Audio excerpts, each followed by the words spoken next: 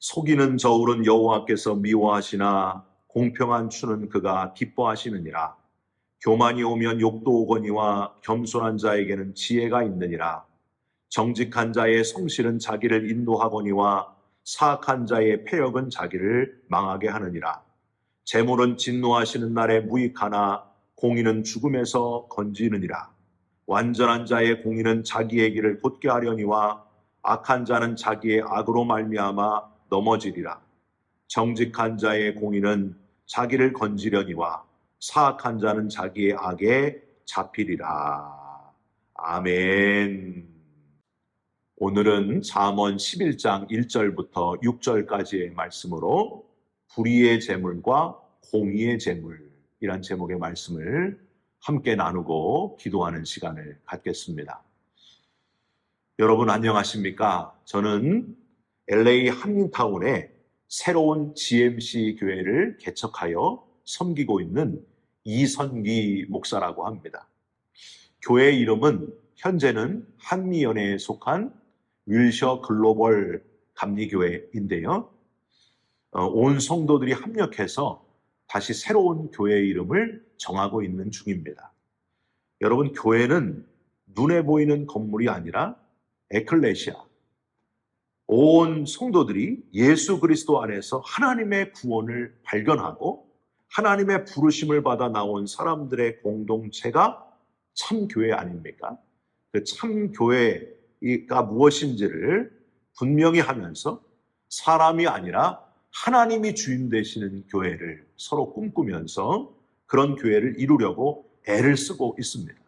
살아있는 교회가 되도록, 영혼 구원하는 참교회가 되도록 함께 기도해 주시기를 주님의 이름으로 부탁드립니다. 높은 뜻 숭의교회를 담임하셨던 김동호 목사님이 설교하신 중에 자주 쓰신 예화가 하나 있습니다. 김천에서 설렁탕집을 운영하고 있는 집사님 이야기예요. 김동호 목사님의 말씀이 이겁니다. 그들은 예수님께 대접해도 부끄러움이 없는 설렁탕을 끓이려고 최선을 다합니다. 그래서 최고의 재료를 씁니다. 뼈와 고기도 제일 비싸고 좋은 것으로 삽니다. 김치를 담가도 무, 배추, 고춧가루, 마늘, 생강까지 모두 제일 좋은 것만 삽니다. 그런데 어느 날인가 뼈를 끓이는데 거래처에서 뼈를 잘못 보냈는지 뽀얀 국물이 나와야 되는데 누런 국물이 나오더랍니다. 24시간 동안 끓여야 되는데 이거 야단났다 싶어가지고 거래처에 급히 전화를 했더니 뼈가 바뀐 것 같다며 죄송하다고 하더랍니다. 그러면서 뼈 장수가 이렇게 얘기했대요. 사장님, 오늘만 커피 프림을 타시죠.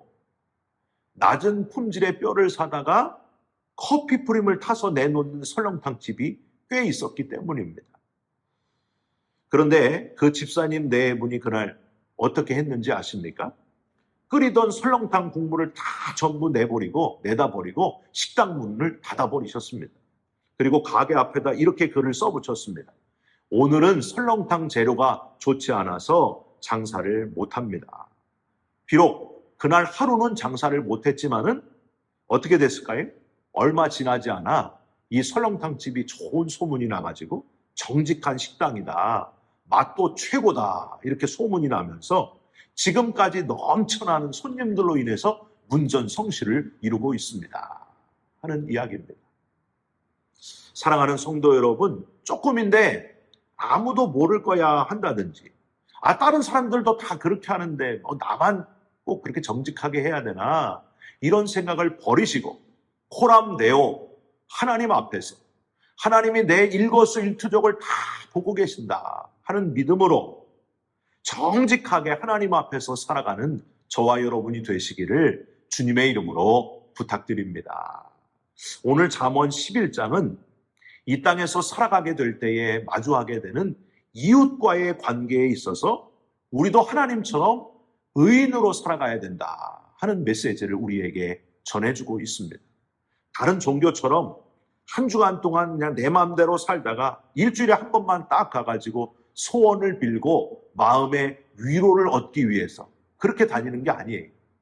우리는 그런 종교가 아니지 않습니까? 우리가 참 그리스도인이라면 모든 삶 속에서 하나님의 성품, 매일 순간순간마다 세상 속에서 하나님처럼 살아가야 된다. 세상 속에서 살지만 세상에 속하지 않은 자로 살아가야 된다 하는 메시지를 오늘 본문에서 전해주고 있습니다. 구체적으로 살펴보시면 우선 첫째로 속이는 저울과 공평한 추를 생각하면서 교훈을 얻을 수 있습니다. 1절을 한번 보세요. 속이는 저울은 여호와께서 미워하시나 공평한 추는 그가 기뻐하시느니라. 부정직한 장사꾼들은요, 저울을 속여가지고 조금이라도 돈을 더 벌려고 욕심을 부린다는 거예요. 조금이라도 무게를 더 나가게 해서 돈을 더 많이 벌려고 한다. 제가 한국에 3년 전쯤에 이제 잠깐 방문해서 건강검진을 받으러 가는데 먼저 무게를 재더라고요. 제가 저울에, 디지털 저울에 올라갔더니 저울에서 갑자기 소리가 나는 거예요. 비만입니다. 비만입니다. 막 이렇게 소리가 나는 거예요. 깜짝 놀랐어요. 얼마나 창피하던지.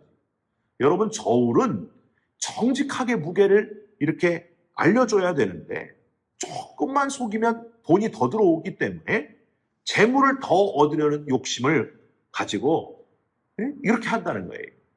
이게 바로 이웃과의 관계에서 첫 번째 걸림돌이라고 하는 겁니다. 왜 그 많은 것 중에서 이 교훈이 제일 먼저 나왔을까요? 오늘 잠언 11장 기자가 왜 이 교훈을 처음으로 얘기했을까요? 세상 사람들의 첫 번째 기준이 돈이라는 거예요. 이득이라는 거예요. 그래서 이웃과의 관계를 맺을 때 이 사람을 만나면 내게 이득이 되냐, 돈이 되냐, 세상 사람들은 이걸 먼저 생각한다는 거예요. 이걸 지금 지적하고 있는 겁니다. 사랑하는 성도 여러분, 우리는 이런 세상 사람들의 기준과 달라야 되지 않겠습니까? 하나님이 세상을 이처럼 사랑하사 독생자를 주셨으니 저와 여러분의 기준도 돈이 아니라 저와 여러분의 기준은 하나님처럼 세상을 이처럼 사랑하사, 즉 영혼을 사랑하는 하나님의 기준이 바로 저와 여러분의 기준이 되어야 되지 않겠습니까? 우리 축복송 찬양 중에 그런 가사가 있잖아요. 너의 영혼 통해 큰 영광 받으실 하나님을 찬양. 오 할렐루야. 그러니까 우리가 영혼을 바라보면서 그 영혼을 통해 하나님 영광 받으실 것을 기대하면서 이웃과의 관계를 맺어야 된다. 그게 바로 하나님의 기준으로 세상 사람과는 다르게 그리스도인으로 이 세상에 살아가는 기준이 된다는 거예요. 여러분, 그렇게 살아가시기를 주님의 이름으로 부탁드립니다. 두 번째로 악인이 아니라 의인의 모습으로 살아가시길 바랍니다. 1절에도 그랬지만은 이제 2절부터 마지막 6절까지 보시면은요, 잠언의 가장 큰 특징 중에 하나죠. 악인과 의인의 모습을 아주 여실히 대조하면서 표현하고 있습니다. 여기서 또한 우리는 우리 인간과 하나님의 모습도 대조해서 발견할 수 있어요. 2절, 교만이 오면 욕도 오거니와. 3절 뒤에 보시면 사악한 자의 패역은 자기를 망하게 하느니라. 4절, 재물은 진노하시는 날에 무익하나. 1절에 속이는 저울의 목표가 뭐였어요? 재물이었어요. 재물은 결국에 무익하다. 마지막 심판의 날, 진노하시는 날에는 아무 소용이 없다. 5절을 보십시오. 뒤에 악한 자는 자기의 악으로 말미암아 넘어지리라. 결국 악인은 스스로 패망의 길을 가게 된다. 넘어지게 된다.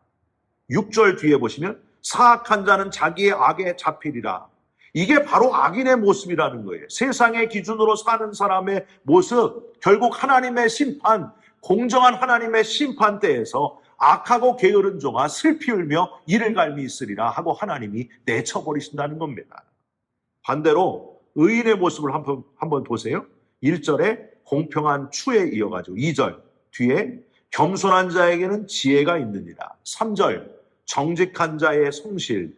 4절 뒤에 공의는 죽음에서 건지느니라. 5절 완전한 자의 공의는 자기의 길을 곧게 하려니와. 6절 정직한 자의 공의는 자기를 건지려니와. 즉 의인은 당장은 아니더라도 결국 그 의로운 행실로 복을 누리게 된다. 영원한 즐거움에 참여하게 된다. 그 메시지입니다. 여러분, 너무나 대조적인 모습 아니에요? 사랑하는 성도 여러분, 이 말씀을 듣는 모든 여러분은 한 분도 빠짐없이 악인의 길이 아니라 의인의 길을 걸어가면서 의로운 행실로 복을 누리게 되시고 영광의 멸류관을 얻으시고 영원한 하나님 나라의 즐거움에 참여하게 되시기를 주님의 이름으로 부탁드립니다. 마지막으로 우리가 놓치지 말아야 될 것은 건지시기를 원하시는 하나님, 이걸 놓치지 말으셔야 됩니다. 악인과 의인의 모습을 비교하고 악인은 벌을 받고 의인은 복을 받는다. 이 권선징악은요, 복음의 특징 중에 하나일 뿐이에요. 진짜 하나님의 마음이 있어요. 오늘 잠언 11장 기자는 하나님의 그 본심을 표현하려고 악인과 의인을 비교하는 중에 뒷부분에 반복적으로 하나님의 마음을 표현하고 있습니다. 4절, 다시 4절 뒷부분 한번 보세요. 공의는 죽음에서 건지시느니라. 6절을 다시 보세요. 정직한 자의 공의는 자기를 건지려니와. 이 건지시느니라, 히브리어로 타실, 건지려니와 타실렘, 이게 살려내다, 구원해내다, 이게 바로 하나님의 본심이라고 하는 겁니다. 의인의 마음은 바로 이 마음이어야 된다. 단지 그냥 복 받고 마는 사람이 아니라 참 복, 영혼을 살리시기를 원하시는 하나님의 마음처럼 의인의 마음은 영혼 살리는 데 있어야 된다. 이 메시지를 지금 잠언 11장 기자가 우리에게 주고 있는 거예요. 사랑하는 성도 여러분, 꼭 이 마음이 있는 의인이 되시기를 부탁드립니다. 우리 얼마 전에 성탄절이었잖아요. 성탄절. 메시아 아기 예수의 오심의 목적이 뭐였습니까? 우리를 건져내기를 원하시는 하나님. 하나님이 저와 여러분을 너무너무 사랑하셔서 우리를 죽는데 빠지지 않도록 죽을 운명이었던 우리를 살려내시기 위해서 하나밖에 없는 독생자를 이 땅에 보내신 그날이 바로 성탄절입니다. 그래서 우리가 기뻐하고 즐거워하고 감격하는 거예요. 여러분, 하나님의 마음을 아시겠습니까? 의인의 마음이 바로 그 하나님의 마음과 똑같아야 된다는 거예요. 여러분, 어머니하고 여자친구하고 물에 빠지면은 누구를 먼저 건져내야 돼요? 누구요? 어머니요? 어머니. 효자시네요. 효자. 정답은 여자친구를 먼저 건져내야 돼요. 왜냐? 여자친구를 건져내면 어머님이 열받으셔가지고 내가 저놈을 어떻게 키웠는데 그러면서 지푸라기라도 잡고 어머님이 막 어떻게든지 살아나오세요. 내가 저놈을 어떻게 키웠는데. 그러면 어머니도 살리고 여자친구도 살릴 수 있어요. 그런데 말이에요. 아들이 물에 빠지면, 남자친구가 물에 빠지면 어떻게 될까요? 여자친구는 세상에 남자는 많다 하고 새 출발합니다. 근데 어머니는 그 아들을 살려내고자 1초도 고민하지 않고 물에 뛰어듭니다. 내 목숨을 잃는 한이 있어도 내 아들을 반드시 건져내고 자기의 목숨을 희생하는 분이 바로 어머님이십니다. 여러분, 하나님의 마음도 똑같다고 하는 거예요. 하나님이 우리 죽는 걸 도저히 볼 수 없으셔가지고 하나밖에 없는 독생자 그 외아들을 보내셔서 우리 대신 죽도록 십자가에 죽게 하심으로 우리를 살려내신, 건져내신 하나님. 여러분, 그 하나님의 마음을 잃어버리지 마시기를 바랍니다. 그 마음이 바로 내 마음이 될 때에 내가 바로 의인의 삶을 살아갈 수 있다고 하는 거예요. 여러분, 죽어가는 영혼이 세상에 얼마나 많습니까? 그들을 하나님의 마음으로, 건져내기를 원하시는 하나님의 마음으로 건져내는 구령의 열정을 가진 의인의 삶을 살아가시기를 주님의 이름으로 축원드립니다. 기도하겠습니다. 하나님, 속이는 저울로 더 많은 재물, 더 많은 돈을 원하는 세상에 우리가 살고 있습니다. 교만하고 욕하고 사악한 악인의 모습을 따르는 세상 속에 살고 있지만 세상에 속하지 않은 자로 세상과 다른 의인의 삶을 살아가게 하여 주시옵소서. 공평하시고 겸손하시고 정직한 자로 성실하게 살게 하시고 하나님의 본심을 깨닫고 영혼을 건져내기를 원하시는 하나님의 마음이 바로 우리의 마음이 되게 하여 주시옵소서. 영혼 살려내는 마음으로 살아가는 우리 모두가 되게 하여 주시옵소서. 예수 그리스도의 이름으로 기도 올리옵나이다. 아멘.